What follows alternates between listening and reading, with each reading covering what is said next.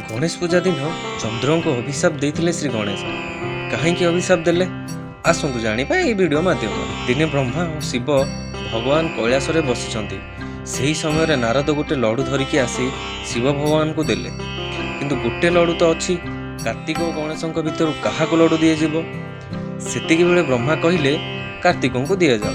सही दिन ठारू गणेश क्रोधरे आसी ब्रह्मा सृष्टि सज्जन विघ्न सृष्टि कले।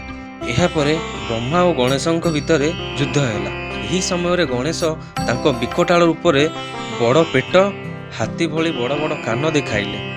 सेतिकी बेले आकाश रे चंद्र देखी हसीदेले।